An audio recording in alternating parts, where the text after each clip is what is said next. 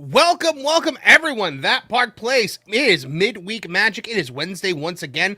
I'm Marvin the Movie Monster Montanaro, the editor-in-chief of a little website called That Park Place, joined, as always, by my good friend and colleague, Mr. Vash Sky of the Vash Sky Parkcast. What's going on, buddy? Thank you so much for having me on. Yes, a little bit late today. That's my fault, guys. I do apologize about that. That's why I was like, is it working? Is it working? I think it's working. You are working. You're coming in loud and clear, brother. Good. That is fantastic. I'm so happy to be here right now, Marvin, because, man, we have a lot of news going on all around the interwebs, all around the theme park space, and even in the entertainment space, which is really, really interesting. Maybe a little bit of T-Swift action going on there, Mandalorian and Grogu box office, all that and more. Oh, so much going on. But the thing I am most proud of, Vash, I'm proud of a lot of things. That Park Place is doing amazing. GeeksandGamers.com doing really great. Channels are doing wonderful. The thing I am most proud of today is that the opening of the show scared Lord Connor out of his britches, apparently. Really? Most proud of this. Because, Lord Connor says, "Cripes! I'm editing videos in the background and suddenly the stream music cut in. I was trying to figure out where the sudden blast of music was coming from because I forgot I had this window open. I like chicken." Oh, boy. All right, back to work for me. Yeah, this week, Pro and I finally cracked the secret of the Lorne Connor impersonation. Oh, really? Like, for so long, we were unable to, figure out the subtle nuances of his voice. And then he said something over the week, and it was just, one very specific line, and we were able to, duplicate it. And he goes, "Why does Marv make me sound like Jack Nicholson?" So there's a little bit of gruff there, right? There's a little bit of I think it's a Midwestern kind of accent. Yeah, Pro right? found it as like Star Wars prospector. Okay, well, and that's pretty good. I was like, okay, and then all week we were just doing it. It was really funny. That's fantastic. But guys, we have a lot to talk about today. A lot of theme park news, a little bit of Star Wars stuff, if you'll bear with me for that. But Vash, we also have Packing Protons checking in for $2. Says it's supposedly really haunted. I believe he's talking about the Disneyland Haunted Mansion there, which is something. Yes, yeah. Supposedly it is really haunted because, Marvin, sometimes the cast members they don't even materialize in order to let you out of your vehicles. This is true. I have seen the safety bar lower itself. That's true. That's a very good point. Yeah. Okay, Vash. We have got to dive into our first story because we've got a lot to get to this week, and we got a doozy. We're going to kick it off with the biggie right away because Haunted Mansion has to be discussed.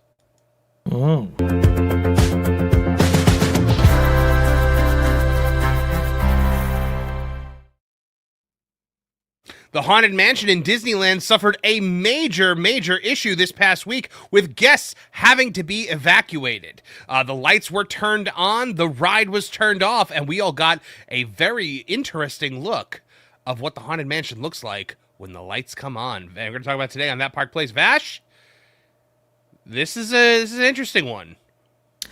Very interesting indeed. I was most surprised by this. When I actually saw the video, I was like, okay, is this manipulated at all? Is this actually a cast member coming on over the speaker telling them that essentially that they can't be assisted by cast members? You're on your own! Yeah, exactly.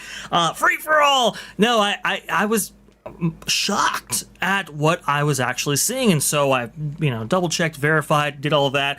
And yeah, it is authentic according to multiple outlets, multiple websites, and the like.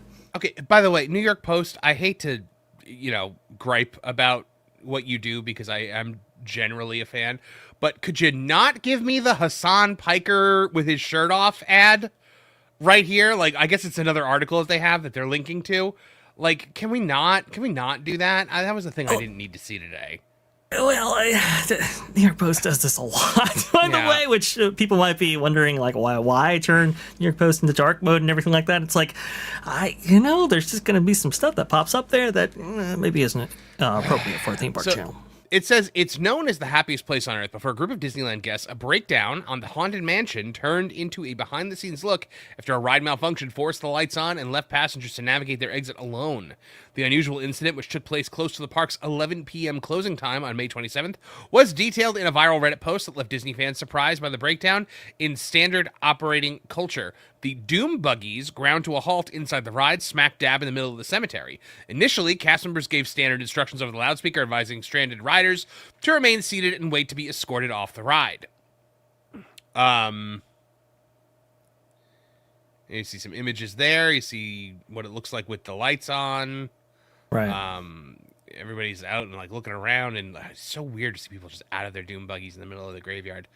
After about 10 minutes, the message changed, stating the cast members could no longer assist us and to go ahead and squeeze out of our buggies and find the nearest exit, the frazzled writer wrote online, describing the experience as absolutely wild. Yes, absolutely. I mean, usually cast members are there to assist you, right? And in order to disengage any ride restraints that actually might be on your person at that time, and then escort you, with personnel promptly. This didn't happen.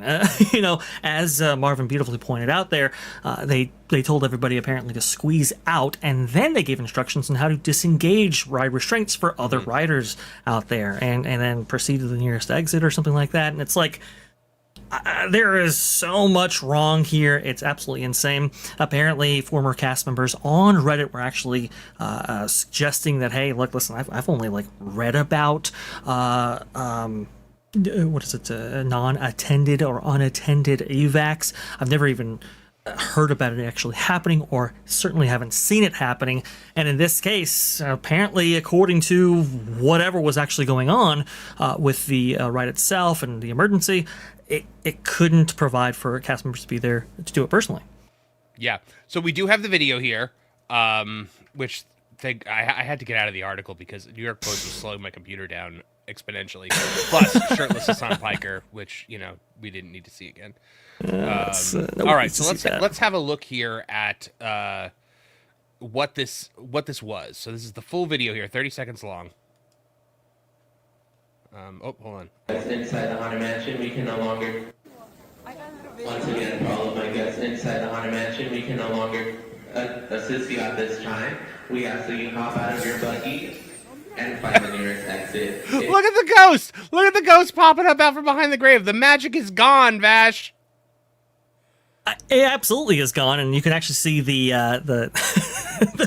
the intricacies of the machinery and so forth back there. Now, that actually provides for the effect itself. I mean, you've got the large room, tall scrim right there. I mean, this is just not a great look to see. We can usually no longer assist you at this time. Why? Right? Hold on. Let's just let the video play. Please. At this time, we ask that you hop out of your buggy and find the nearest exit. If you can, there is a latch on the left-hand side that you can press down to open the clamshell. To open your clamshell? Yeah. Did he just say to open? It's a Doom. You're not at Ariel. You're not at the Little Voyage of the Little Mermaid, dude. I suppose it is clamshell. Keep your hands, legs, and feet inside your clamshell. Inside your Doom buggy. No. Yeah. Well, and to have guests actually activate those restraints, point them out, where they are on the vehicle itself, right there. Now everyone knows. Exactly. That's something you don't necessarily want, right? So there are get that $30,000 bounty on Madame Leota's head. Oh, there you go. That's something as well, and that's the other thing too. There are some areas of this ride track, we might be not seeing it in the graveyard, but there are some other areas that are kind of precarious for guests to actually walk through, which is why you have somebody usually leading them through very, very carefully.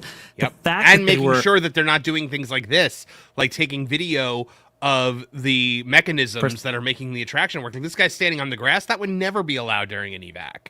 Precisely. Yes, absolutely. I mean, there are... Oh, go ahead, please. I have not been evac'd off many rides. The Tomorrowland Transit Authority People Mover is probably the one that I remember the most being evac'd off of. Right. And they were like, you had to walk like a single file line on the track, and they were watching to make sure you weren't taking video or photos. Yeah, I mean, it's usually usually you have somebody with you in order to prevent measures like that. I remember, listen, I may have been evac on a couple of attractions, and maybe, I got the inkling to pull my phone out, and maybe I was told by a cast member that you shouldn't actually be doing that which I completely understand. But it's all to prevent things like this. It's all to prevent injuries. It's all to prevent, damage to the set pieces and so forth. There are a number of things that cast members usually instruct guests to do in a situation like this. The fact that they weren't there must present to me, Marvin, there's got to be a reason for this, and I can't quite figure it out just yet. Yep. On the left-hand side, that you can press down to open the clamshell. Wow. Look at everybody just walking around the gravestones, touching them. Okay. There's a latch. They're trying to find the latch. Yeah, and they found it. Okay. It's just not what you want to see. I don't Insane. really know what the nature of the evacuation actually is. Some people are saying maybe a fire. In the case of fire, maybe that's why they couldn't actually attend this. But some people have also suggested, well, why aren't there alarms? Why aren't there, certain, lights flashing or something they think there was a fire?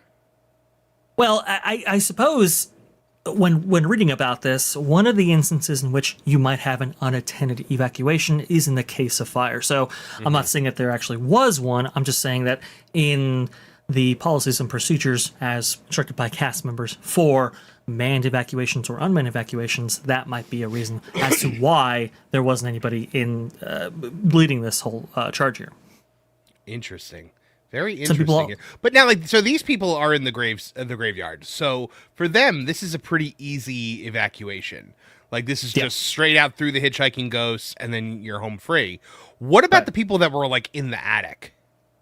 Yeah, I mean, in the attic, that's not a great place to be. I mean, so there is a maintenance bay near there, but honestly, I think the only way to actually get out, in the corridor doors, you might understand there is an exit there that you can actually take, but But isn't that like something that's like a door? Wouldn't that typically be something a cast member would have to show you or open for you? Like, right, exactly. So you'd have to know which door you actually take. I believe it has maybe an emergency exit sign above it. I'm not sure though. But they're lucky no one got hurt. Right. Even if you know where these things are, how do you actually navigate your way out of this place? Where do you go from there? I'm very fortunate that nobody got hurt. With how like guarded Disney is, and how like on top of things they typically, well, I mean, I guess they used to be on top of things with this, maybe not so much anymore, but like with how guarded they are about like their secrets and this kind of stuff. Exactly. The fact that they would all of a sudden be just like, you're on your own, sink or swim, chumps. Like, I can't believe that they did that. I really can't believe it either. I mean, that's what makes this so profound, because, and that's why I had to, locate the authenticity before actually, reporting on this myself, because it was just like, this is so uncharacteristic of Disney for the reasons that you aptly speak about. The risk for injury and so forth, the risk of liability, all of these things usually prevent something like this ever occurring.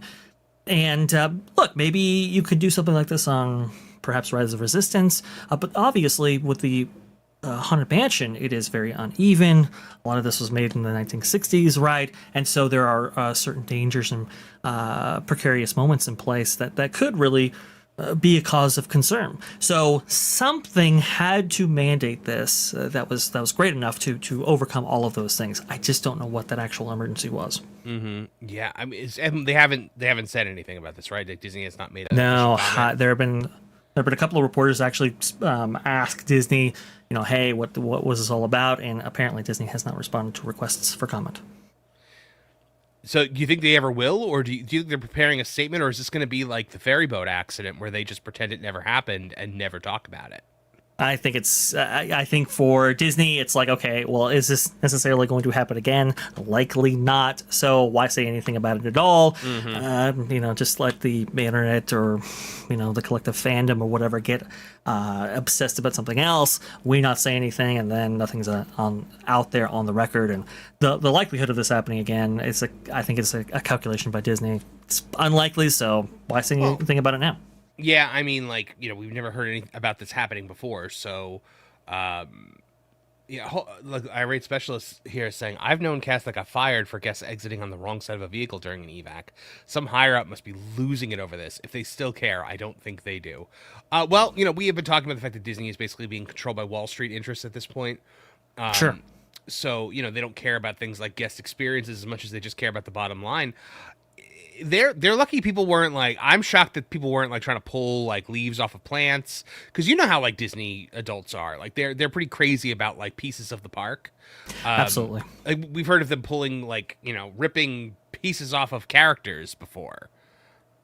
Right. To bring some of the park home with them. Well, we've heard about a whole lot of animatronics stolen in some cases. Now, obviously, that might have been an inside job, but still, I mean, you just never know what people. There was a rumor that I had heard years ago that there was a $30,000 bounty on Madame Leota, and I was like, I don't think it's. First of all, that would be ridiculous. But secondly, if you got out of your doom buggy and you managed to hop the gap between the track and her table, and you got the ball and somehow managed to disconnect it from all the apparatuses before cast members swarmed you, how would you then get out of the park with it? That'd be very difficult, for sure. Now, I have heard that would be the dumbest way to go to jail ever. Could you imagine having to tell your having to tell your cellmate? Well, what are you in for? Well, I killed a man. What are you in for? I stole a head in a crystal ball from Disney World. At a Disney park. Yeah, yeah, it's you wouldn't be getting any bedfellows there, but it's very interesting, Marvin, because there have been two instances involving that kind of ordeal. One is Pirates of the Caribbean, for example, at Disneyland. Somebody actually hopped off of their boat there, actually got onto one of the sets, this being the jail scene, right? Ripped the keys out of the dog's mouth and actually ran up an emergency exit and actually knew where to go and just disappeared into the crowd. Disney was never able to find them again. So they got away with the keys. I got away with the keys. Yes. So somewhere somebody has those keys. Somewhere somebody has those keys. That's right. And unfortunately left some damage behind for the animatronic dog itself, which was a little bit unfortunate to see. The other instance is the Haunted Mansion. I actually keep the keys over there. Oh, I see. Okay, now we've solved the mystery. Yeah. So the Haunted Mansion, when it initially opened, somebody was actually very rambunctious enough to hop from their, I guess, clamshell in this case, right? And then hop over and try to get to Madame Leota and her table.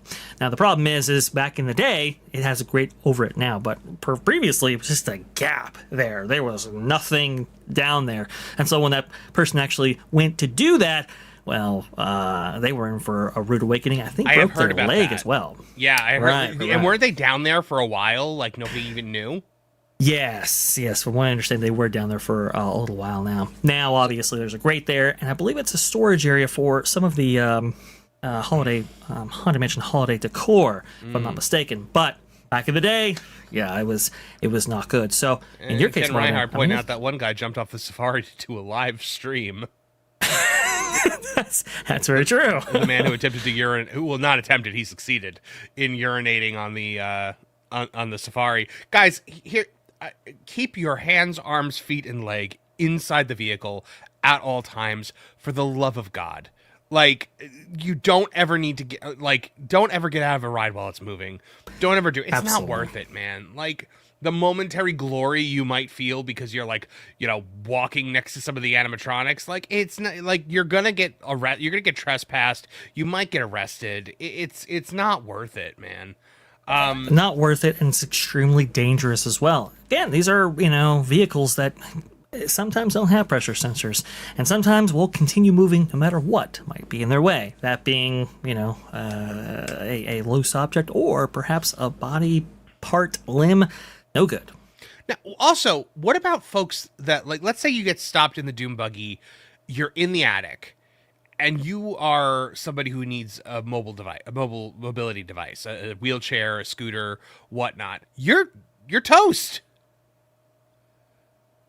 Yeah, that's the worry about something like this, right? So, And obviously there are ways to get those people out of there, like built into this, because but you would need the cast members to guide you to it. right, yeah, usually you have cast members who know, intimately, okay, how many guests with disabilities are actually on board at that point, and maybe you have cast members actually be, like accompany them who are actually in the process of actually doing an evacuation with a wheelchair. That way you can actually get those guests out, get them on board, a method by which they can actually remove themselves from the actual attraction, and there you go. In this case, free for all. So don't know how that works either. Yeah, so guys, there you have it. This is a really weird moment in Disney history. This is and maybe this used to happen a lot. We don't know. Maybe it happened before the era of the camera phone, but we're firmly in that era now, and this is really not okay. Thankfully, nobody appears to have been hurt. Disney is not commenting on it, but yeah, guys. Look, at the end of the day, there are 999 happy haunts in there, and thankfully, after all of this, there was not room for one more.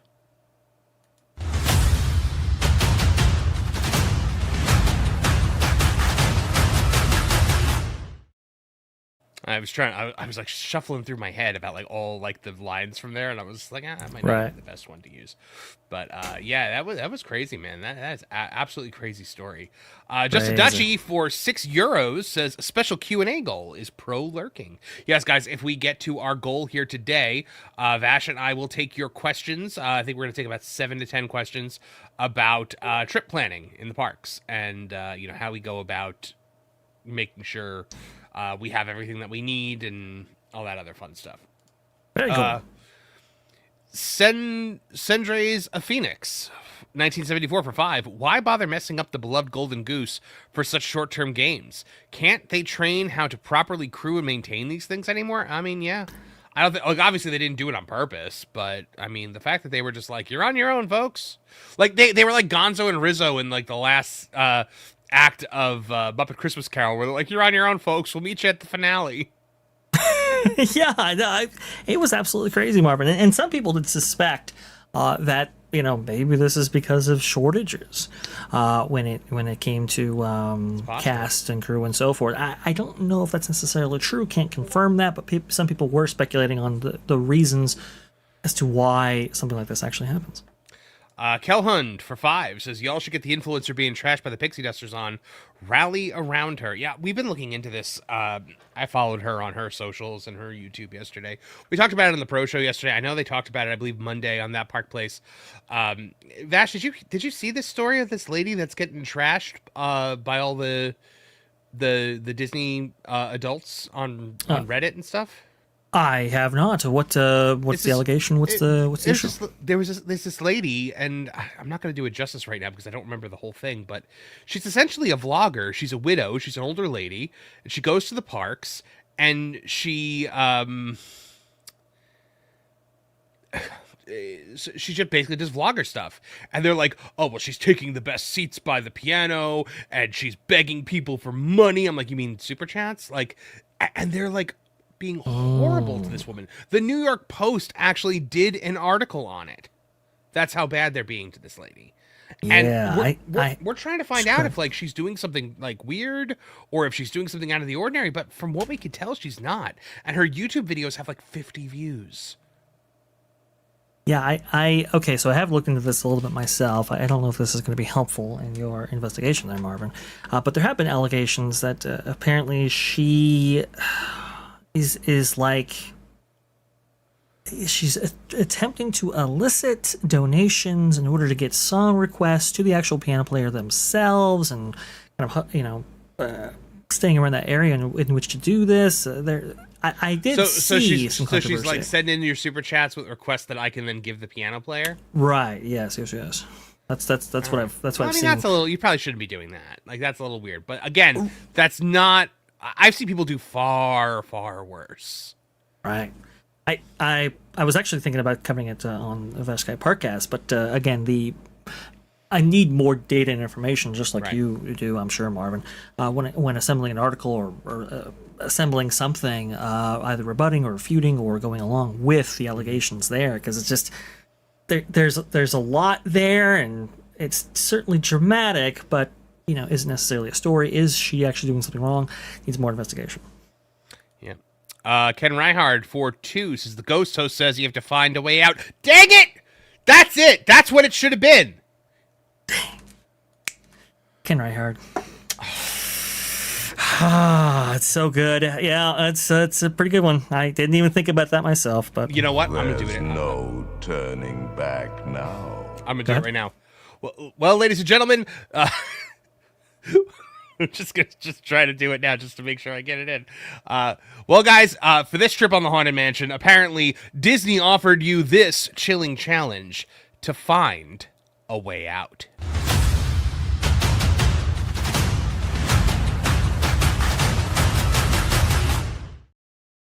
Lauren, if you're watching, I want you to sub that one in. Cut, roll, go. Yeah, exactly. Exactly. Ken Reinhardt. Thinking a lot faster than I am today, apparently. I am still like my brain has not yet caught up to being back. Yeah. Because we were in we were in Somewhere Sunny USA over the last week, and did a lot of real fun things, but I mean it was just a long week full of a lot of activities, and now that I'm back home, it's like my brain hasn't slowed down yet. It's weird. Yeah. The Somewhere Sunny USA can actually do that to you. I know the effect well, so yeah. I feel for you, Marvin. Don't worry, we'll get you through, and our amazing chatters, well, they'll keep us honest as well. Absolutely, they always do. All right, Vash, I am putting up the next story here for us to talk about, and it's one of my favorite topics of all time because it looks like our friends over at Dollywood just got honored yet again. There we go. One more for the top. Triple decker, just how you like it. Wow, thanks, Mr. Wall. You enjoy it. We will. Dollywood has been recognized as the nation's top theme park. This is yet another accolade that Dollywood has over parks like Disney and Universal as the fan awards continue to pour in for this little theme park that could in the middle of Pigeon Forge, Tennessee. Let's talk about it today on That Park Place. Vash, you and I both love Dollywood, right? We've been there together. Absolutely. We've been there together. We rode the train together. We have broken cinnamon bread together. It is always a fun experience. But Dollywood is getting honored yet again. Now, Dollywood racks up these awards. And you see this here from the CitizenTribune.com. From contributed reporters, with Memorial Day just around the corner, families are ready to hit the road to visit the nation's top attractions. This is obviously from before Memorial Day. Those looking for the best theme parks should look no further than Pigeon Forge, Tennessee, and Dollywood Parks and Resorts. The National Amusement Park Historical Association once again has named Dollywood the top theme park in the country, thanks to the results of its 40th annual NAPHA Amusement Park and Attractions Survey. The results of the survey should not be taken lightly. Not only is the survey the oldest of its type, but the association's members are also experienced theme park enthusiasts who have viewed countless parks around the world. The average member has visited more than 110 different theme parks. In 2025, members went to an average of 12 parks during the year. Dollywood has been named NAPHA favorite theme park since 2022. NAPHA members voted Disneyland in Anaheim, California as their second favorite theme park, and Nobles Amusement Park Resort in Ellsberg, Pennsylvania as their favorite traditional amusement park. Dollywood's position as a leader in the theme park industry has grown quickly in the last decade, with the park routinely earning top awards as voted by both guests and industry insiders. Those who have visited the park understand the quality of the Dollywood experience is unparalleled and is the driving force behind the park's recent award success.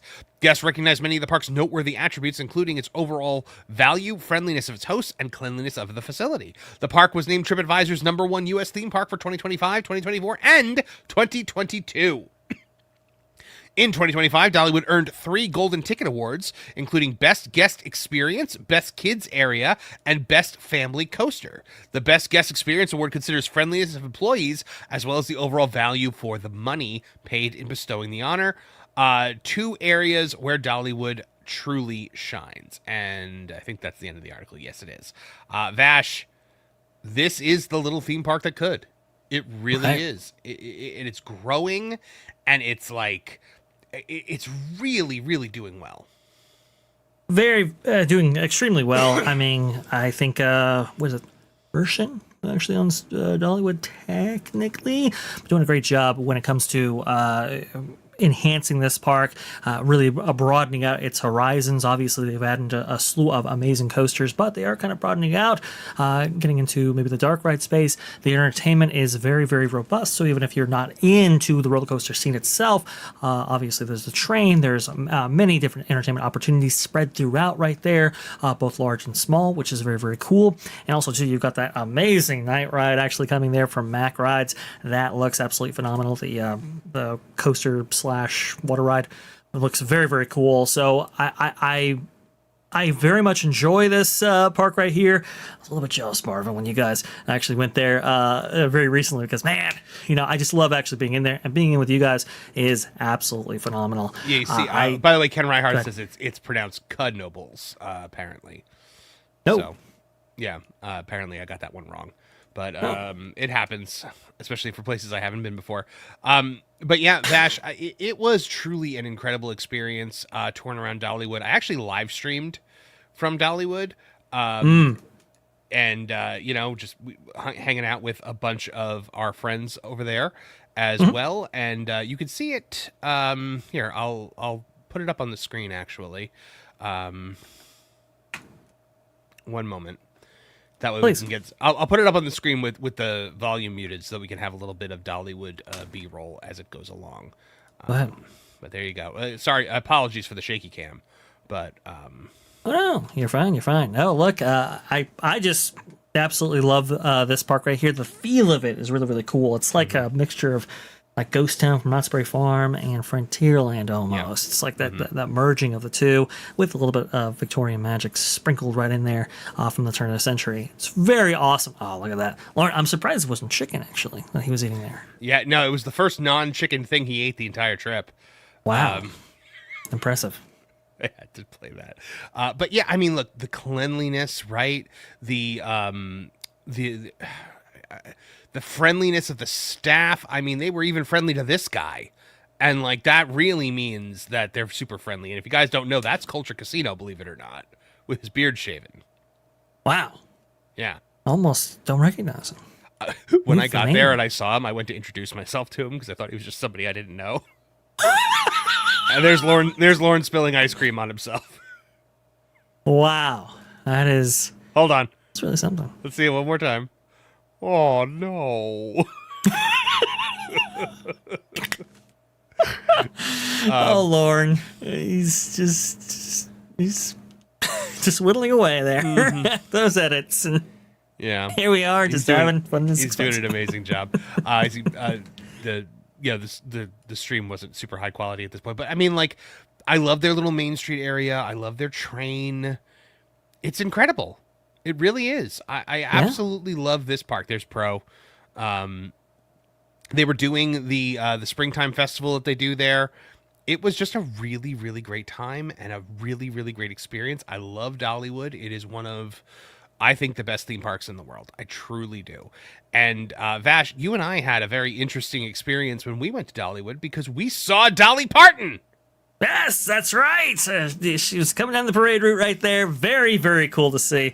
It's always a pleasure to see Miss Miss Dolly Parton, but to actually see her in Dollywood, that's a very special occasion right there. So there's a lot of great magical moments to be had, especially with friends and so forth. Just a really great, friendly, family-friendly atmosphere, which is awesome. It's not littered with bars and so forth, and there's not, endless advertisements for Lightning Lane and all these different things. It's just a really nice, chill experience. To be fair, there is a Lightning Lane. Sure. Type, I believe Valiant got it while we were there, and so they do have that experience, but they're not. You can not do it, and it won't ruin your day. Right. Like, Exactly. you can wait in these lines. They're not terrible. And just the way that they have all these classic attractions over there, like Thunderhead and Wild Eagle, and they do it without having IP attached to it, right? Right. Just park-specific characters, originality, actual ingenuity and fun built into everything, and they're not just trying to capitalize on an IP or trying to use the attraction to promote something else like a streaming service. It's really refreshing. It's a breath of fresh air, and the food is incredible. I mean, you can get great barbecue there. You can get great you can get ice cream, apparently, as we saw with Lauren. But the cinnamon bread is phenomenal. Cannot be missed. Usually always a line for that. The cinnamon bread is absolutely incredible. I brought home 4 cinnamon. I bought. Well, I didn't bring home 4. I bought 4. I gave one to Lauren because he didn't get in line for it, and I was like, he has to have this. And then he ended up liking it. So I got one for Lauren. I had one, and then I brought 2 home for my wife. One to bring to work, and one for us to just have at the house. So, yeah, it is. And they have the giant apple pie. There is a 25-pound apple pie in the bakery there, and you could buy a 5-pound slice of pie, which we were going to do, and then we ran out of time, and everybody was very full. But yeah, man, I can't get over just how nice it is, how nice the people are, how nice the employees are. Everything that Disney has kind of lost over the last few years, Dollywood has picked up. Right, and people are starting to recognize it. Right, this is why it's being listed so high in surveys and so forth.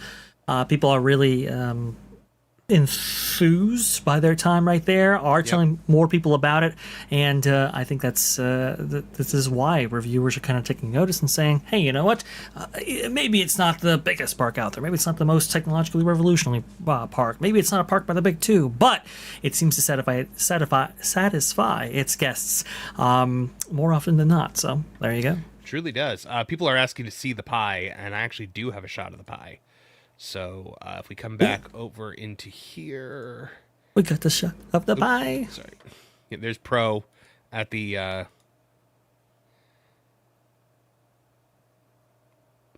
and here we go. There's the pie. There it is. Look at that thing. I think the whole pie is like $200 or something like that. Oh, man! But you could buy one 5-pound slice of it, which is absolutely insane. I think do I get the I may actually show the price tag. Maybe not. Yeah, look at that pie. Look at that pie. That is looking pretty good right there. Piece of pie. Look at all those amazing. You could also buy the cinnamon bread in here, but guys, I know it's the exact same cinnamon bread, but I find that the cinnamon bread bought at the actual grist mill is better, even though it's the same exact thing. Yeah. Well, yeah. I'm sorry, 200. Yeah, I was right. 250 for the full pie. Wow. Aubrey Crown is asking, do they still have the Mystery Mine? I remember riding that one going there. Very funky roller coaster. Yes. I believe Culture rode it. Culture and Valiant and Wizard all rode it. So, yeah, that is still there. So, guys, Dollywood is definitely worth your time. It's worth your attention. And if I may also say, Vash, having experienced many theme parks around the holiday season, it is the best Christmas theme park experience you could possibly have. I believe it. Yeah. So there you go, guys. Dollywood. Well worth your time, well worth your attention, well worth your money. And if you don't ask us, just ask all of the awards that it continues to rack up. I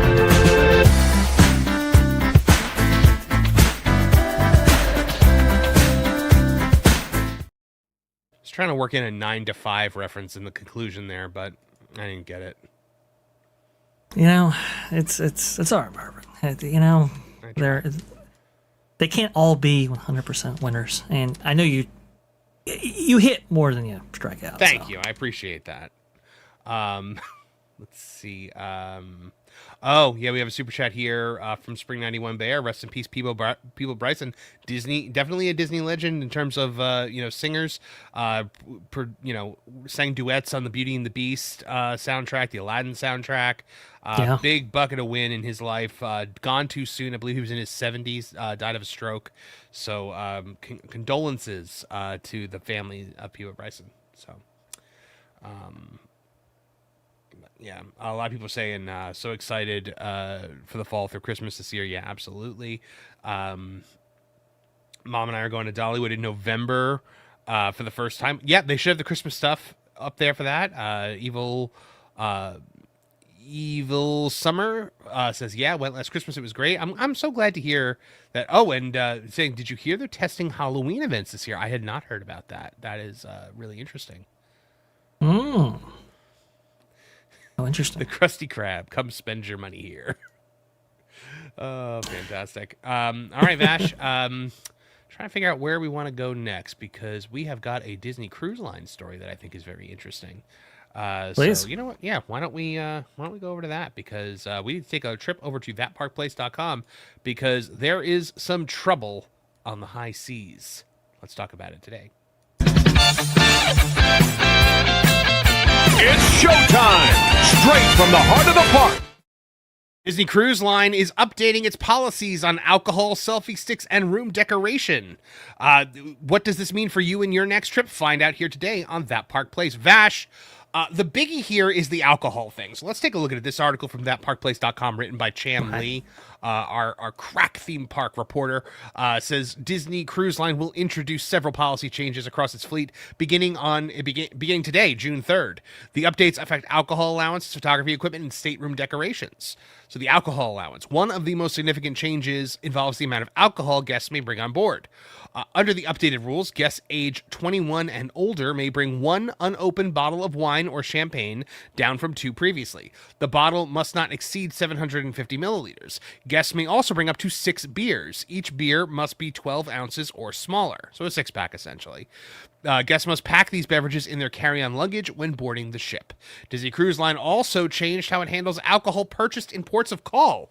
Guests may still buy wine or beer ashore, however, crew members will collect those purchases when guests return to the ship and store them until the end of the voyage. The company also lowered its corkage fee. Guests who bring their own wine to certain dining venues may pay a $20 fee per bottle, which is actually down, Vash, from $29. This is a pretty notable update. And we're going to come back to the alcohol in a minute, but I just want to touch on the other ones. The updated policy also addresses photography equipment. Guests may continue to bring selfie sticks, extension poles, and tripods on board and can now use them aboard the ship. According to revised guidelines, photography equipment must remain folded and measure less than 18 inches in length. They can still bring larger tripods and extension devices. However, they must keep those items in their staterooms while at sea and may only use them when visiting ports of call. I believe that includes Castaway Cay. So Disney states that the changes support safety and help keep public spaces clear for passengers and crew. Stateroom decorations. This one is actually, I think pretty important. So have you ever seen like the decorating of the doors on the Disney Cruise Line? I have. Big thing. Sometimes it can get pretty crazy. It can. So when I think when my wife and I did our honeymoon, we decorated our door. We put the magnets up, but that was it. But just magnets on the door. Right, But and some people were actually taping things to the door, and Disney actually says that, hey, tearing that off could actually tear paint with it or scuff some things up right there. People were hanging things over the door, and that could cause scratches and all of that. So there were some practical reasons, obviously, from a maintenance standpoint, not to do this, but also, too, I mean, some of these props and everything like that got pretty big and all, it's just, it was, I think it needed to be, curtailed just a little bit. So apparently now it's just the door only. You may not attach anything to the hallway walls or ceilings. Who was hanging a chandelier in front of their Disney room? Who's putting stuff in the ceiling? That's crazy. Guests must still follow existing decoration guidelines. Decoration should not damage ship property or create obstructions. But yeah, that's all pretty self-explanatory, I think.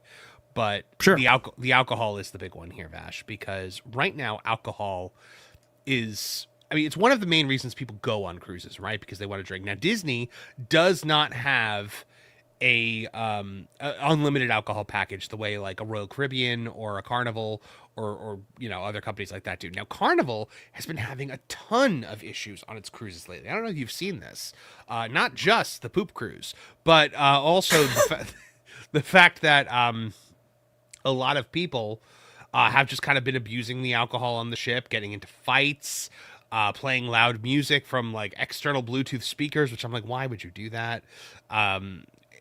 And really, like things have been going pretty crazy on Carnival Cruise to the point where like they're trying to put in these new rules that are curtailing this. Now, Disney does not have an unlimited drink package, I assume, for this very reason, because they don't want this to become Carnival Cruise Line, where people are just drinking in excess, unlimited all day, having 20 margaritas, and just throwing caution to the wind. Which I think, as the biggest family cruise line in the world, that makes a lot of sense. They shouldn't have it. Right. Now, this new policy for alcohol, Vash, you might think that this is in keeping with that. We don't want you to drink in excess. I actually don't think it's that noble. I think we want you to spend more money on our overpriced drinks. Yep, absolutely. I think this was Tom Bricker's assessment as well, and it's mine too, Marvin. I think you're exactly right there. We've seen emphasis placed on alcohol from the company in various avenues, right? In the parks, obviously, we have full-fledged Epcot. bars, Epcot. We didn't necessarily see that some years ago. Now we are finding it everywhere. In fact, there are resorts with multiple bars on premises, like Grand Floridian, for example, with its new bar right next to another bar.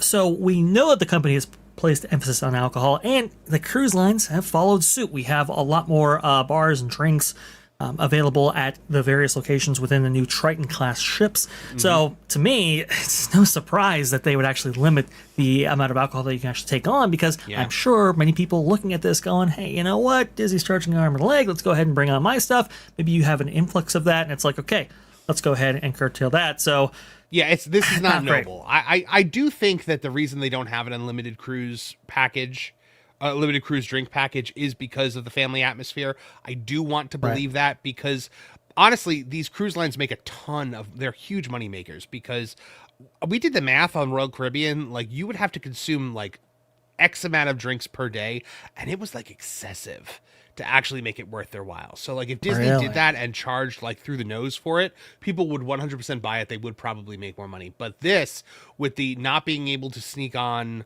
or not being able to bring on, 2 bottles of wine, just bring one instead of 2. That, I think, is, well, we want you to get a bottle of wine in the Tiana lounge, or go get a drink in the Star Wars bar. Or you're right, there's bars and lounges everywhere, and on the pool deck they're constantly bringing you alcohol.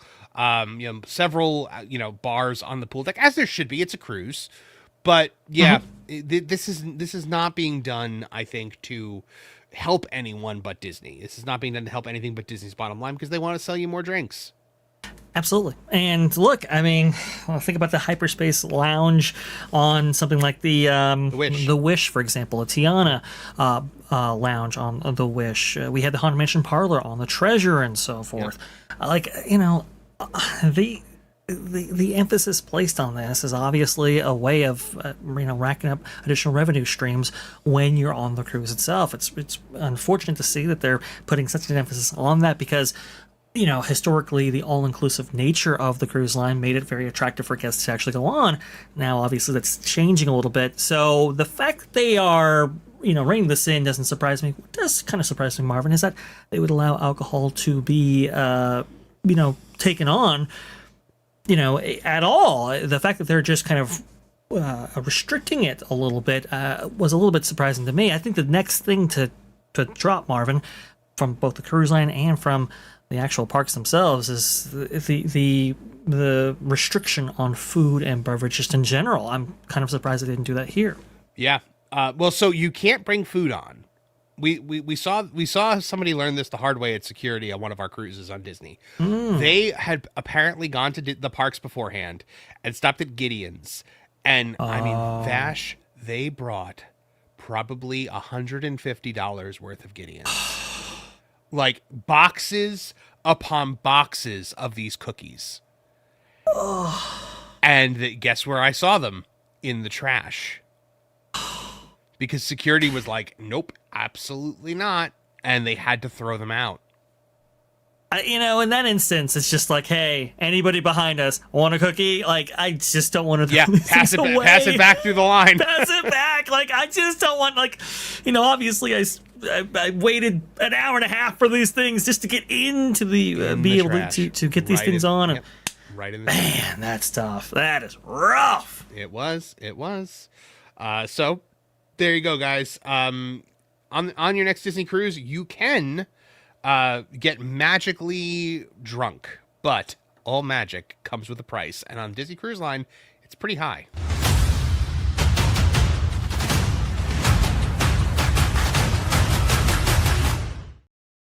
I am so glad that they don't do the unlimited drinks there, though, dude, because you don't want it to become Carnival. Like, yeah. I mean, so I'm going on a Royal Caribbean cruise this summer because we learned the last time we did a Royal Caribbean that it's just as nice as Disney for a fraction of the price. And their private island, I love Castaway Cay. It's one of my favorite places in the world. But I have to say, man, Royal Caribbean's Coco Cay blows it away. Blows it away. It's probably the benefit of a company just doing cruise lines rather than having a cruise line in their portfolio. Yep. And I've never been to, Fly Island, Lookout Key at Horseshoe Point or whatever it is. But, have we heard that it's gotten better? I've heard that there's been some minimization of the flies there, but flies all in your food and the mile and a half long uncovered bake in the sun that you have to take to get to and from the ship. It's really disappointing. I mean, people have been waiting for a follow up to Castaway Cay for forever, and to see Lighthouse Point. So on Coco Cay, there's a water park. There's pools. The adults only area has got a beach, but it's also got a pool with a swim up bar and like the loungers in the pool and stuff like that. So it's an infinity pool. It's wonderful. You have to pay extra to go. That's the thing. Coco Cay like Castaway Cay, like the excursions and stuff costs extra. Like you can rent a tube, which we did a couple times, or you could rent bikes, which we did once. You could do the snorkeling or the Stingray experience or whatever. At Coco Cay, like you can go on the beach for free, and I think there's one or two pools that are free, but everything else is an upcharge. Like the water park is like an insane upcharge. As far as like I believe the adults only beach was like $70 or $80 a person. Oh. Yeah, but it's so worth it. Like I gladly paid that for our upcoming trip because that adults beach on Coco Cay is so wonderful. And we're going on one of like the big like Jagundis ships. Oh. Yeah. You're going to have to tell me what that's all about, Marvin. I know I picked your brain last time about your previous experience with Royal, but I'm very, very curious to see, has your impression changed? Was this trip as good as the last one? You're going to have to fill us in on a full trip report when you actually come back. Yeah, that will definitely be, a thing that I tell you all about when we get back. Archer Merchant for $2 says Dolly Parton wouldn't have left guests behind. Probably not. Hey y'all, we gotta get you off this ride. We're gonna be right over there to help you in just a second, so you just sit tight. Well, she does work 9 to 5, so she does. Yeah. Well, if you break down after 5, then you're out of luck. It could be a problem. Yeah. All right. Let's see. What do we got next on our docket here, Vash? We've done Dollywood. We have done. Oh, okay. Yeah, I think I see what we're doing next. All right, guys. Disney is once again offering those massive discounts, and we're going to talk about it a bit today, extending into 2027. It's showtime! Straight from the heart of the park. Disney is once again trying to make a Walt Disney World vacation more affordable as summer attendance drops off. The Disney World Resort Future Stay offer is returning in 2027 with up to 35% off, and we're going to talk about it today on That Park Place, including what it means. Vash, the future stay offer here. Let's talk a little bit about it. Walt Disney World is once again giving guests a reason to start planning their next trip before they've ever even finished their current one. Disney has confirmed the return of its Resort Future Stay offer, or bounce back offer, which allows guests staying at a Disney Resort hotel to save up to 35% on a future stay, as long as they book within a limited window after checkout.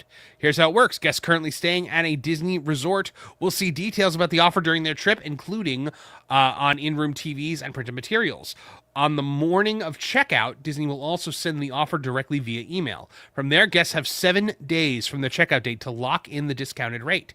The savings vary depending on the resort category, up to 35% on deluxe and deluxe resort villas, 30% off at moderate resorts, and 25% at Disney Value resorts. The offer is valid for stays on select dates through October 31st, 2027, giving guests plenty of time to plan ahead. The eligible travel windows include multiple stretches throughout 2026 and 27, with the best availability and highest discounts typically falling between March and September. The summer, aka the time where they used to not have issues. Now that lines up with Disney's usual strategy of filling in lower demand travel periods while still giving guests flexibility across much of the year. Since what, like, I still cannot believe that the summer is the lower demand travel period. We have just seen in the last 20 or so years this changing consumer habit. As I think school schedules adjust right now, you have all year-round school. So used to be exclusively summer. Now that's no longer the case, at least in certain markets there. We've seen some people just recognize, hey, you know what, Florida is hot, so we're going to go ahead and move our travel plans because of the expense and cost of this trip. Maybe preferring some timelines that are better weather, but maybe more decorations, like in the case of Christmas, for example. So we've just seen this kind of shift there, and this is a further acknowledgement that Disney has some issues when it comes to summer visitation. Like you said, Marvin, something that didn't previously exist right there. Also, too, I got to think that the economic factors at play. We heard on the recent earnings call, Hugh, Space Johnston, actually talk about the various levers they might be actually able to pull in the case of ongoing issues in other countries. I'll just go ahead and leave it there. When it comes to oil and price of gas and so forth, look, it's a destination resort, and so people have to actually get there. So these incentivizations, keep those turnstiles turning, which they're going to need, in lieu of actually knowing when this conflict overseas is going to expire. Mm-hmm.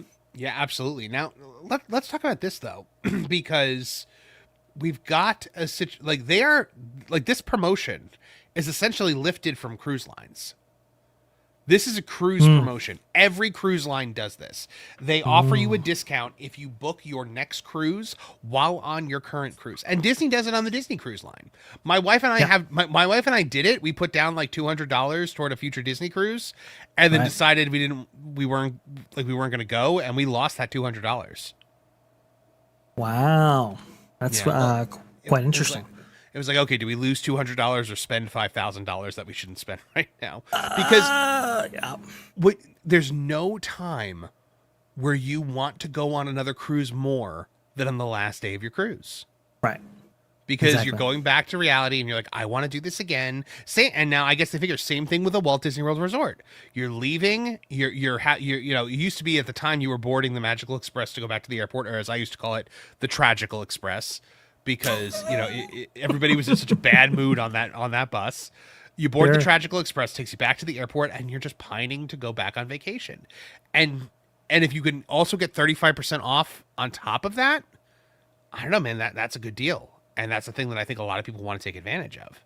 Yeah, I mean, it's certainly a good deal. You'll take any deal you can actually get for a Disney Cruise Line because it's so expensive. The buy-in is just so high. So is Walt Disney World. I mean, a 35% discount on a Disney Deluxe Resort or Deluxe Villa, that's a big chunk of change. Huge, massive, and those deluxe resorts, they aren't necessarily as enticing to the populace as they once were because of the litany of different amenities, well, that have just been scrubbed. Heck, they don't even have mousekeeping services every single day anymore. So it just highlights for what, $700, $800, $900 in some cases when it comes to Grand Floridian, Polynesian, Contemporary, and others. I can kind of see why they might be struggling just a little bit to book out those rooms in the summer season. And listen, you'd rather have somebody in that room than not, because obviously you have to maintain that room no matter what, regardless of if anybody's actually staying there or not. So it all kind of makes sense. But Marvin, we're just seeing some very interesting patterns, not just at Walt Disney World, but also at Disneyland as well. For the first time ever in the Magic Key program's existence, you're having incentives to actually renew your Magic Key in the form of a Disney dining card. I believe it maxes out at the Inspire level for like 100 if you actually end up doing that. Wow. That is something that we've never seen before. Like I was saying, this is the first time in Magic Key history that we're seeing that. So it's like, why are these things happening? Why is Walt Disney World thinking about redoing its website all of a sudden? This is the same website that's been part of everybody's. Yeah, that right? website needs a reboot because it's Oh, the worst absolutely. website I'm not saying known it to does, man. but it needed one 10 years ago. Yeah. If they didn't do it. Now they are. We're seeing functions actually added to the various apps, both at Walt Disney World and Disneyland, in order to reduce those friction points. Why is that stuff going on? It could be an initiative by Thomas Moslem. I'm not saying it's not. But I think there are certain impediments and friction points to keep people from going back, not just associated with price, but associated with complexity and everything else that they're looking to reduce. And maybe price and for is so one of long, those. Vash, in keeping with that point of yours, for so long, they didn't need a functional website because you wanted to go to Disney World so badly that you will keep refreshing that website as many times as it takes. Very true. It was not Very a true. detriment. They did not have to fix it. No, I think that's why they didn't for so long. It's hilarious, Marvin, because I actually heard from somebody that the website itself was actually used as an example by a prominent professor there teaching some IT as an example of what not to do. And that was years ago. So Stitch ate the page. Yeah, exactly. The idea that they would actually modify this now, offer some of these summer discounts, and here's the thing. I mean, Epic Universe, ate their lunch last year. I think they're looking to get ahead of that this year by their various promotions, discounts, and new offerings that we've seen right there. It's not just Cool Kids Summer, but obviously it's the Muppets Rock and Roller Coaster Redo, it's Soarin' Over America, it's all those things, right? Right. All of these are response to, I think, macroeconomic factors, that including competition and perhaps some tightness in people's wallets. I mean, look, the summertime situation has changed incredibly in the last 2 years because there's a new factor that has kind of entered the equation that nobody has ever noticed or cared about before. It was measuring attendance at Disney World on July 4th, which didn't really factor in temperature, which is about 100 degrees and 99% humidity on that day. That's very true. Exactly. It is now hot in Florida in the summer for the first time ever. Wow. Yeah, never before. Never before have we witnessed something. So now look, if winter crowds dropped, you could make the argument that at winter time, because this winter was really cold, it was getting down in the 40s and even in the 30s in some instances.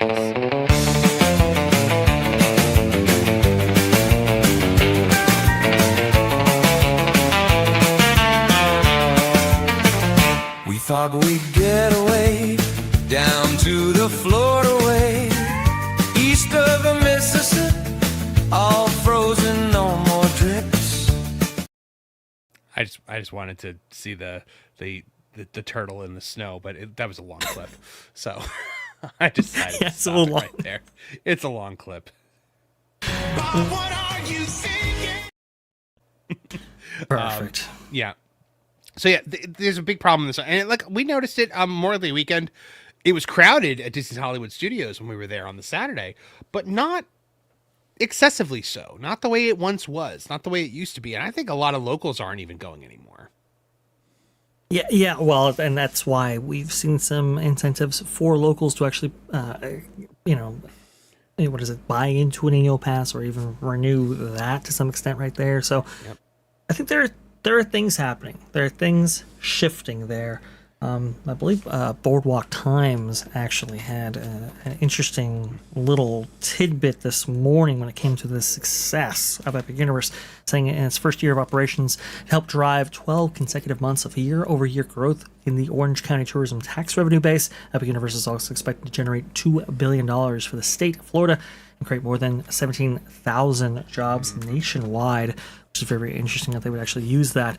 But the gravitational shift occurring in the theme park sector towards Universal can't be understated now. Yeah. And so Disney, competitively, they have to adjust. And, I think it's better for the consumer. In this case, we're getting a range of discounts again because of it. Yep. I think that, like, Disney has never had to, or at least not in a very long time, had to pull out its bag of tricks like this to create these deals, to create these money-saving ventures for people, because it was a premium service, but people paid through the nose for it. People went into crippling debt for it because they loved it so much. And now there's another player in town. How many people, Vash, that are staying at the Disney Deluxe Resort might go to Epic Universe for a day, take a look at the Helios at the end of the park and be like, oh, maybe next year we stay there instead. And then all of a sudden it's like, wait, if you book now, we'll give you 35% off, and the Helios ain't cheap. So, yeah, exactly. Right. It's all of those incentives to keep people hopefully on property and not looking elsewhere. But unfortunately, Disney, you kind of eroded that when you got rid of the Disney bubble in the form of Magical Express. Now, because people don't have a clear path to Walt Disney World, let's open it up for people to say, you know what, I'm going to stay on Universal property now. Honestly. I think it's a shorter Uber ride to go to a Universal Resort than it is to go to really than it is to go to a Disney Resort. Yeah, I think absolutely. So it almost like costs you less now in terms of the airport. Because like the Mears bus, I don't remember what the price of the Mears bus is that takes you to Disney. I mean, you're talking. I think it's like $100. Isn't it like $100 a head or something like that? Is it really that much? I did not realize that. I thought it was like in the $30 to $70 range, but I could be wrong. Maybe it is. I don't know. I thought I remembered hearing it was like $90 to $100, but I don't remember. That's not good. I mean, you've got it used to be you got off that plane, man. That Magical Express is waiting. It had Mickey Mouse on the side of it. You get inside. It's so perfectly themed. They had the seats that had like the little magical sparkles and stuff on it. You sit down. They're playing Great Big Beautiful Tomorrow as you get on the bus. And then you get that awesome Welcome to Your Disney Vacation video. And it was incredible. And then you got off the plane, and then you were on Disney transportation until the point where you got back on the plane. They kind of kept you in that little, and like what you said, the Disney bubble. That's gone now, and that's what gave Universal the opportunity to strike. Absolutely, because it's like, okay, well, if you don't include some incentives to keep you on board, like for example, free magic bands, included lightning lanes, or fast passes as they were belovedly known, and Magical Express, it's kind of like, well, why should I necessarily make Disney my home base, especially if there are options elsewhere? And Universal provides a compelling value. Looks like the standard service costs $16 one way, $32 round trip for adults, $13 one way, and $27 for a round trip for child. But there's express service, $250 for up to 4 passengers. So that might be. I understand my confusion now. The minivan is $100 to take you to the airport. That's it. The minivan. Yeah, thank you guys for correcting me on that. I appreciate that. Okay, yeah, legit only $20-$30. Okay, I was thinking of the minivan. I apologize. Gotcha. So thank you guys. But also WJB Daily says MCO to MK is 22.5 miles. MCO to Universal, 15.9 miles. So negligible difference of about 7 miles. Interesting. Well, I mean, every single mile adds up when you're looking at a Uber or some alternative forms of transportation right there. just might be something where it's like, look, listen, maybe Universal's next to the myriad of attractions that I actually want to see. Epic Universe included, obviously, but maybe the new attractions from Universal that they have popping up right now. Well, not only that, like non-Universal attractions too. I mean, you're really close to things like WonderWorks, Ripley's Believe It or Not, Icon Park. Like it's all right there because International Drive is right there. Right. So it's like, you just got to weigh your options right there, and people might be weighing them, which is why Disney has to get more competitive to get people on their property and get people sunk into their home base. It's just, you've seen a gravitational shift. The center of gravity has certainly moved, and so it's like, okay, this is what we got to do. Absolutely. Well, guys, there you have it. You can book your next Disney vacation before you go because Disney is desperate to get you back because those summer crowds, man, they are not showing up the way they used to. And why is that, Bob? It was measuring attendance at Disney World on July 4th, which didn't really factor in temperature, which is about 100 degrees and 99% humidity on that.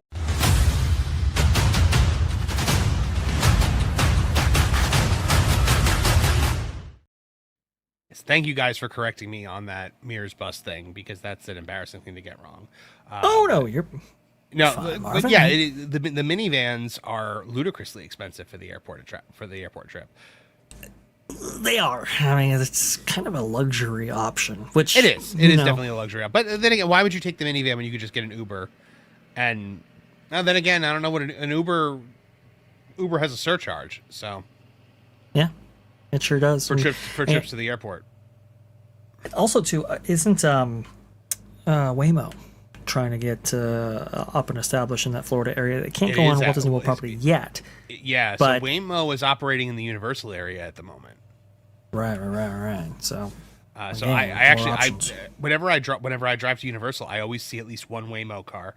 And for those of you who don't know, Waymo is a self-driving vehicle, self-driving taxi cab, essentially, that uses LiDAR technology to do the self-driving.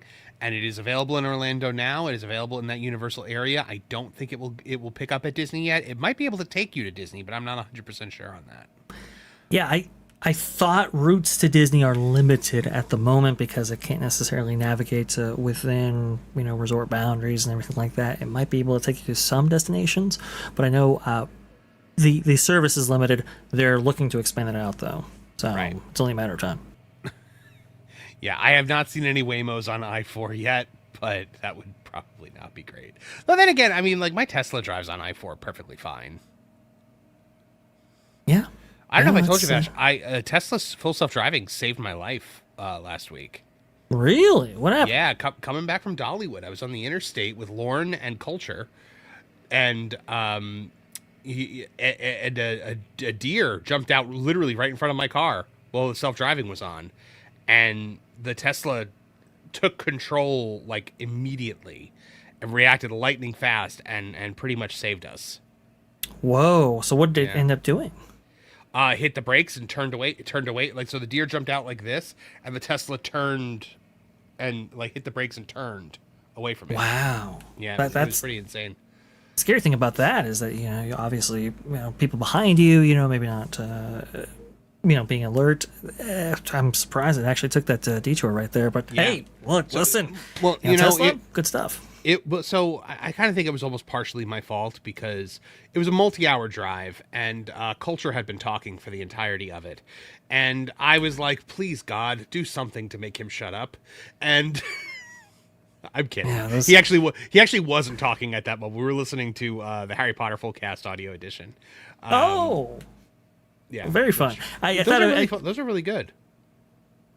Yeah, I mean, I know Lauren's got his radio dramas and so forth, so I'm sure there's plenty of listening material. But yeah, those long dissertations on purple potatoes, I could see why you might be lulled off there. When I was live streaming at Dollywood, Culture literally walks up to the camera and he goes, he's like, "Well, you see, they've got lilac over there, and lilac is a really good pollinator." And I said to him, "I'm close enough to hit you." Fantastic. When we were all filming, we were all streaming from Pro's studio for the face reveal last Wednesday night, and Culture started going off on a thing, and he on one of his tangents about purple potatoes, and I was only one room away from him, so I grabbed a pillow and I just went into the room and I smacked him in the head with it. Fantastic. Yeah. Oh, I love that. All right, guys. We have got looks like one more major story to get to, and it's a big one because it's a Star Wars story. So buckle up, because here we go. I just can't wait for 3 days of you and me. Chris Gore, a film threat, once said that Star Wars becoming a girl brand was going to be one of the costliest studio decisions ever in the history of filmmaking. He was vilified, canceled, and crucified for this, but now it looks like he's right, because Star Wars is still transitioning into a girl brand, and it is disastrous for Disney. Let's talk about it today on That Park Place. Vash, this is from geeksandgamers.com, written by Alex Gurzo. Star Wars transition to girl brand continues.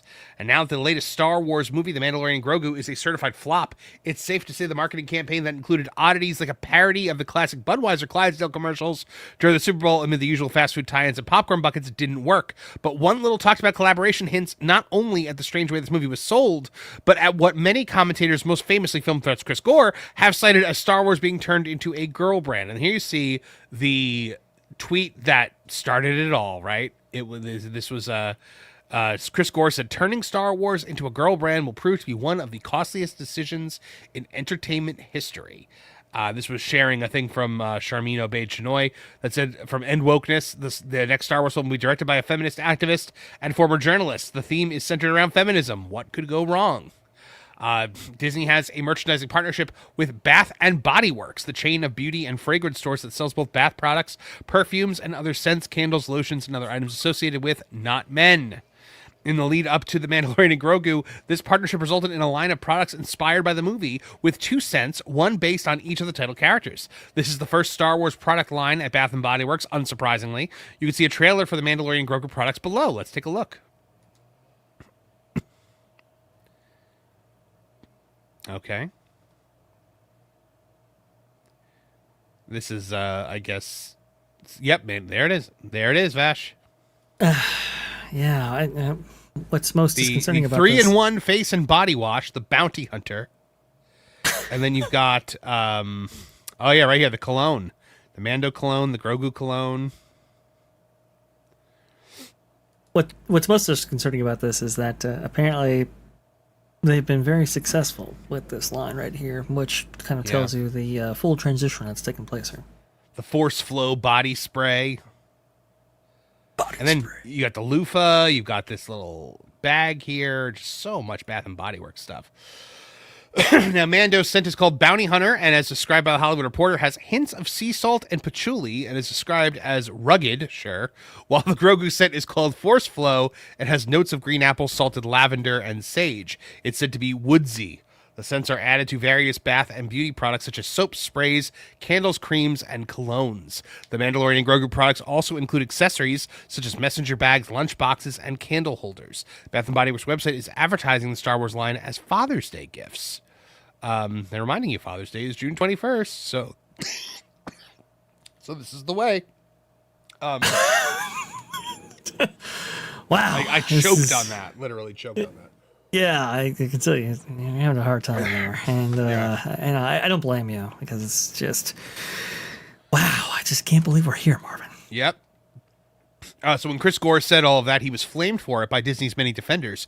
Here's where we are just 2 years later, and the first Star Wars movie in 7 years is a complete failure that was just beaten by 2 independent horror films made by YouTubers with a fraction of the name recognition and advertising budget. One of them cost under $1 million, and it came right on the heels of seeing the title characters get their own beauty and fragrance line. Of course, doesn't mean it's a simple one-to-one correlation between Bath & Body Works tie-in and The Mandalorian and Grogu flopping like a fish out of water. Many factors likely worked against it, including the general state of Star Wars entertainment, the small number of moviegoers who have seen the film's precursor, The Mandalorian, on Disney+, and the fact that many are saying it just simply wasn't a very good film. But it's hard to argue that the perception of the brand has not shifted, and as Chris Gore suggests, that shift happened at Disney's behest. Vash, this is a phenomenal... So, by the way, I have used one of these Bath & Body Works products. The real-life fake wizard, in a moment of cruelty and practical jokery, replaced all of the soaps at Somewhere Sunny USA in Pro's house in all of the bathrooms with Mandalorian and Grogu hand wash soap.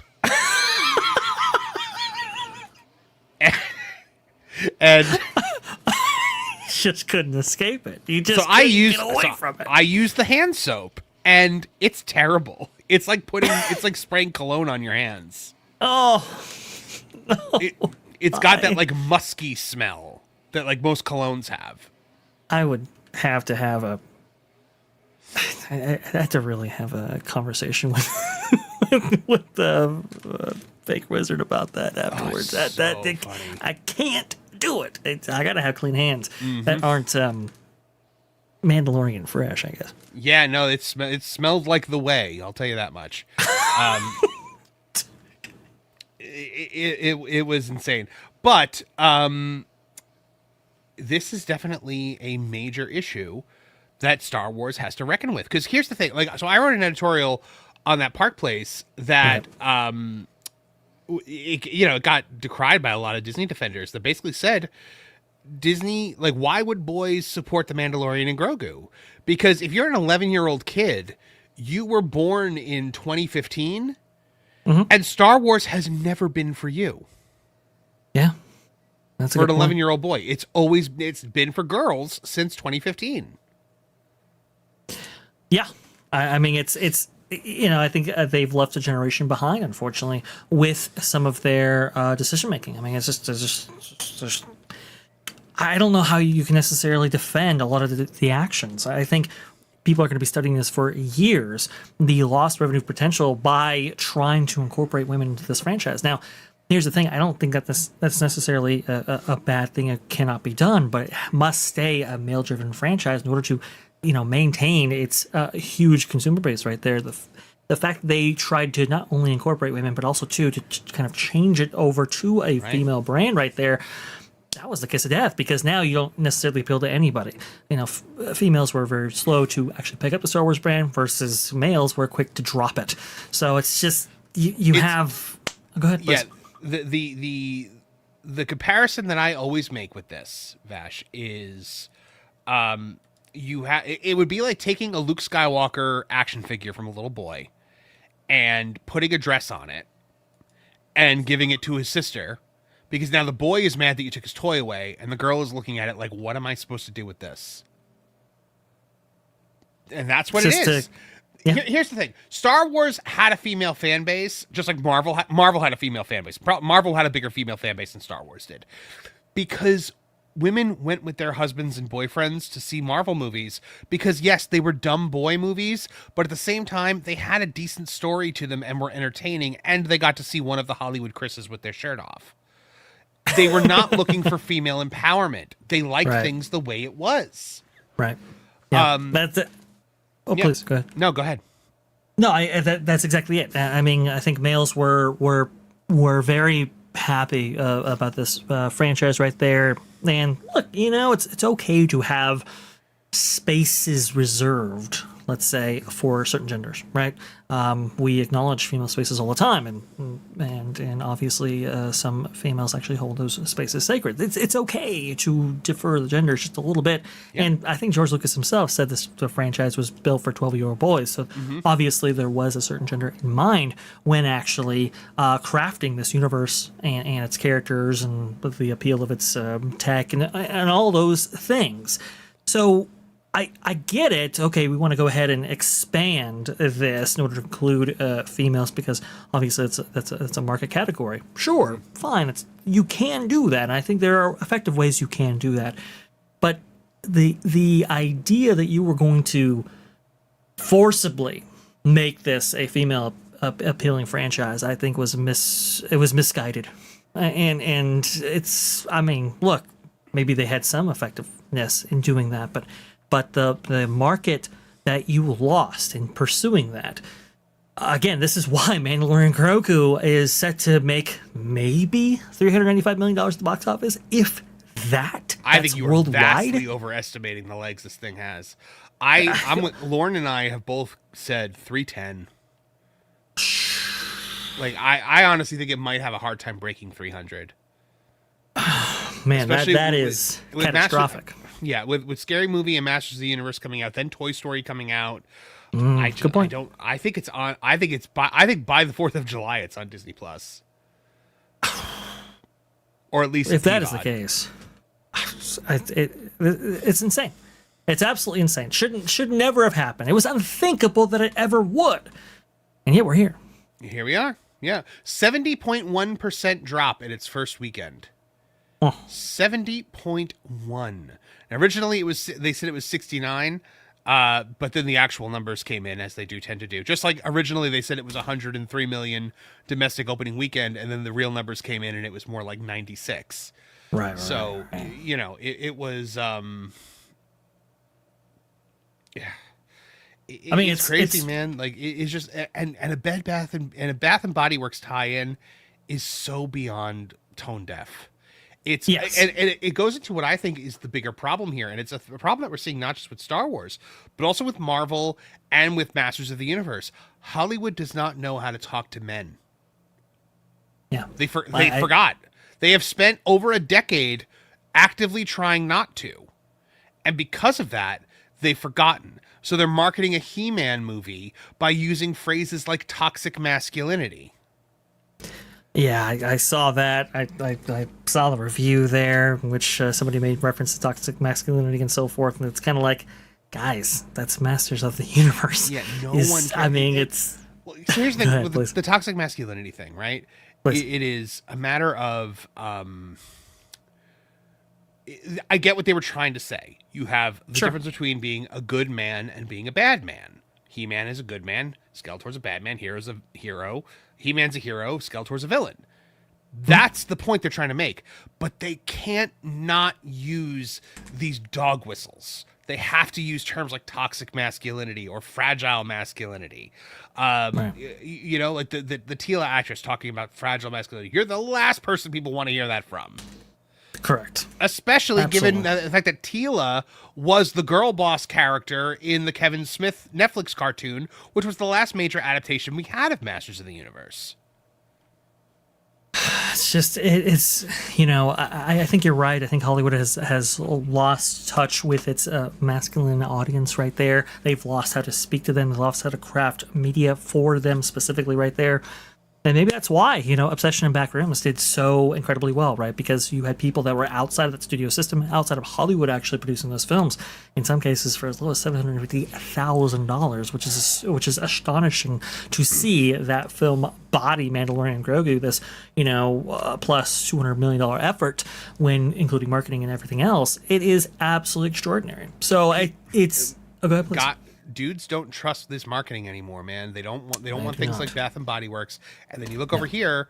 This is an article I wrote today about Masters of the Universe. Rotten Tomatoes critics love Masters of the Universe, but they also loved Kevin Smith's He-Man Netflix disaster. And you see it right there, the two pictures of Tila with the 75% there and the 95% there. That's the last thing people want to see. Is more of that. And so it's like, well, if that's the Masters of the Universe that critics have proven to like, well, what does that mean about the fact that the critics are now liking Masters of the Universe? Like, and I don't want it to be that. I very much don't want it to be that, obviously, because I want this to actually be a good game. But then, like, you have to think, like, they still don't learn, Vash. Just last night on Sony's State of Play, a new God of War game, God of War Laufey, which Kratos is not the main character, it's his wife. Yeah, I saw that. I saw it. Yeah. And, well, and, you know, I guess it would be one thing if she was maybe on model. Yeah, what did they do to her? They do this every single time. She's Marvin. a beautiful woman. Crazy. She's a beautiful woman, and they beat her with the AAA ugly stick. It happens over and over and over again. Look at males, by the way. Look at males, usually 1-to-1. I mean, look at Jedi Fallen Order and so forth. Yeah. That looks exactly like the actor, right? In this case right here, it's just like, yeah, well, we're going to go ahead and make this a female-oriented brand, I guess, with the inclusion of this character as the main character for what you play. Let me tell you something. No woman cares about God of War. Like, at least not with the gusto that male audience is used to over 20 years. True. It's the Sweet Baby Inc. effect, and people are still turning to places like Sweet Baby Inc. and the Anita Sarkeesian and all of these like woke consultants, and they're listening to them, and they're doing things like a Star Wars Bath and Body Works campaign instead of actually just focusing on Star Wars. Which is insane when you think about, these franchises were very successful. I mean, Star Wars at the peak of its relevance in 2016 after the Disney acquisition, I think moved like $5 billion in merch that year. Right. And now, we know from Bob Iger, from his earnings call back in 2024, or maybe 2025 actually, talking about how the Lilo and Stitch was second only to Mickey Mouse in terms of revenue driver. I mean, literally, he did not say Star Wars, didn't say Marvel, didn't say all these other things. Lilo and Stitch surpassing Star Wars. Crazy. Because it's irrelevant. And the Star Wars shills want to be like, well, it's not for you, chuds. This was a movie for kids. What kid is buying cologne? Exactly. Don't tell 100%. me this is being made for kids when you're marketing it to adults. You are marketing cologne and Bath and Body Works Right. Because at the end of the day, what man is shopping at Bath and Body Works? I have been in Bath and Body Works a handful of times in my life, and it has always been because my wife or girl that I was dating at the time might have been looking for something, or I was buying a gift for the same.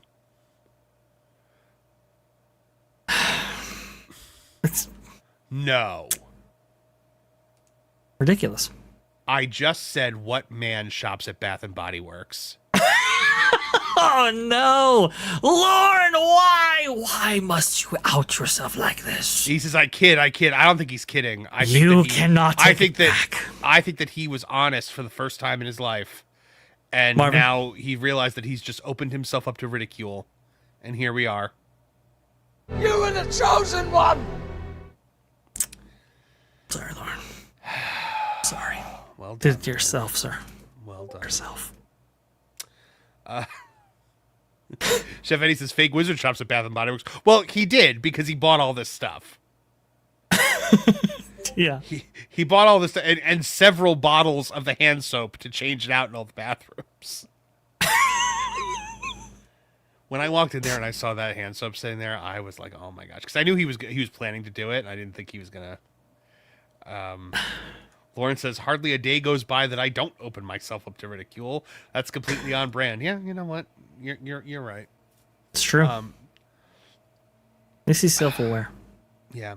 But yeah, Star Wars has become a girls' brand, guys. It is now not for men anymore. It's not for boys anymore. They're trying to right the ship. They're trying to bring it up as a thing for men and boys. They're trying to say that men and boys still like this, like Star Wars, and that Star Wars is still for them, but they don't know how to market to them anymore. They don't. And even if they try, they're trying to shift gears. They're trying to shift gears here with Marvel and even with Masters of the Universe. They're trying to market that specifically to men, talking about masculinity, but they can't stop themselves from throwing in the buzzwords and trying to market it to women because that's the only thing Hollywood still knows how to do. And one thing that Hollywood still knows how to do, though, is lose money. And that's not going out of style anytime soon when it comes to the Star Wars brand.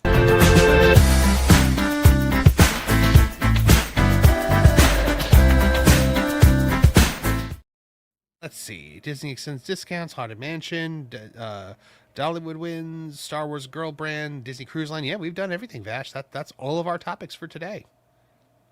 Well, fantastic. Another show in the books right there. How are we on our goal? We are nowhere near. Okay, all right. Just want to make sure. We're at 4 out of 20, so we're not doing a Q&A today, apparently. Well, that's unfortunate. Smiths and Sons, remember for 4 months, is no vacations when I was young. Now, too expensive. Yep, they have priced out the average American family. It's sad.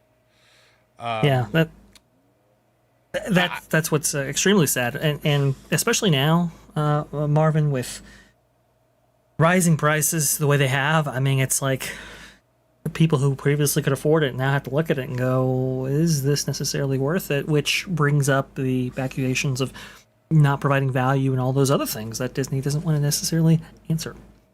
Son of a Silver Stacker had asked us, do you ever do meet and greets in the parks? No, we don't do things like that.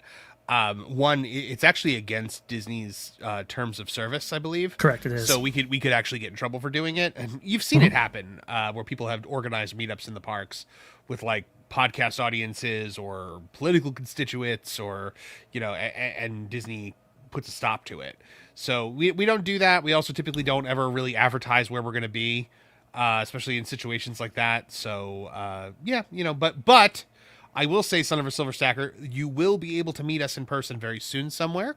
A bunch of places, actually. We are going to be doing a lot. Now that Pro is live and in person in front of the camera, we are going to be doing a lot more That Park Plays Pro Show live events. So conventions and things like that. There will be plenty of opportunities for you guys to meet us in person coming up in the near future. So it's going to be very exciting and hope we'll see you there at those. WJB Daily for 5. Hollywood issue, targeting any group limits your potential. Tell a good story and all will come. Yeah, those universal stories, man, that's kind of where it's at. That's where the money is made. Absolutely. No question about that. Yep. Erica from Erica and Raph said for $5 says you'd be surprised. Bath and Body Works has extensive men's line and it sells out. Hubs and Son love to go and shop for themselves. Oh, well, I stand corrected then. Maybe this definition of masculinity is changing, Marvin. Maybe it is. Maybe it is. But yeah, Vash, anything else you want to, what? Lauren says, fortunate and glory are sort of synonymous with gold and meat, kind of, if you squint a little. What? Fortune and glory?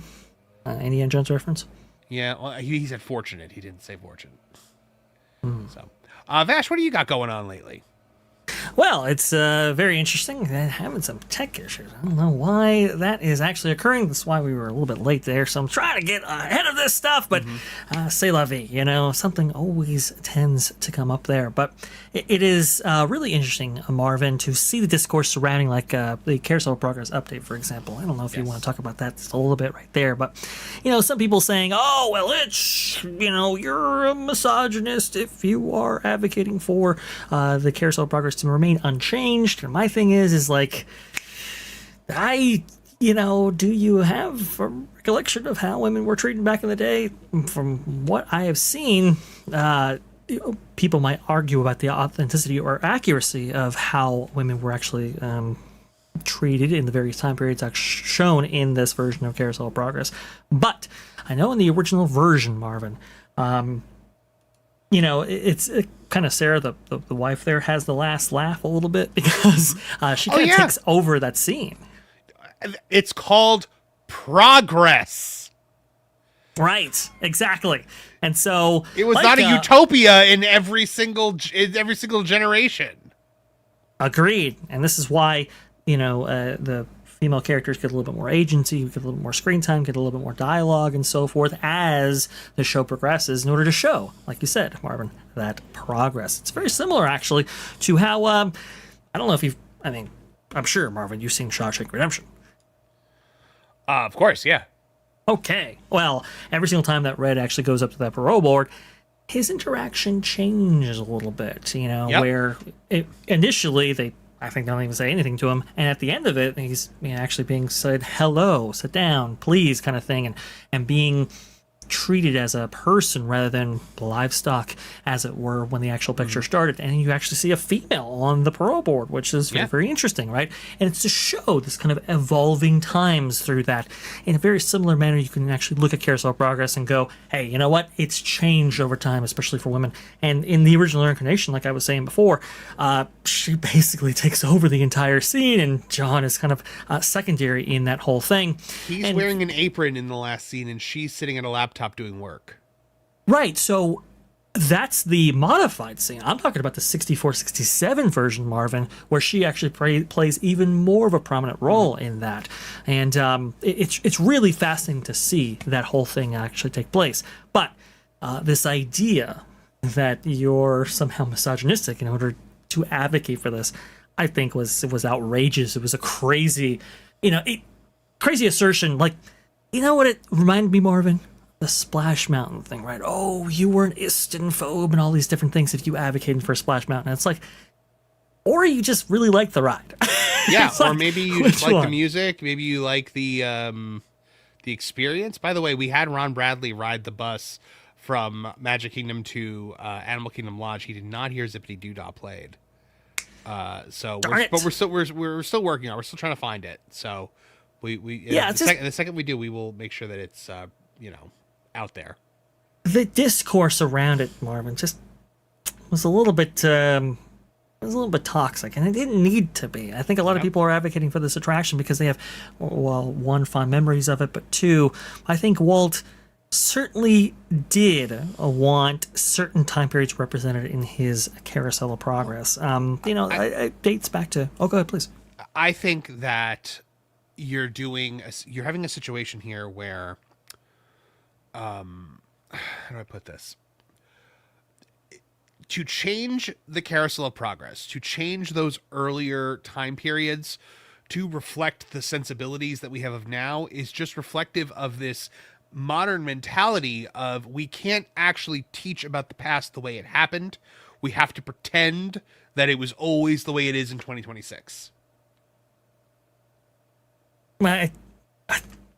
It's just ridiculous. It's absolutely ridiculous to look through history through a modern lens of sensibility and so forth. I think this is a service to that history and does a service to the actual person looking into it. So I'm assuming you're going to be talking about this on Vash Sky Parkcast. Yeah, just a little bit, yeah, because I think it's really important.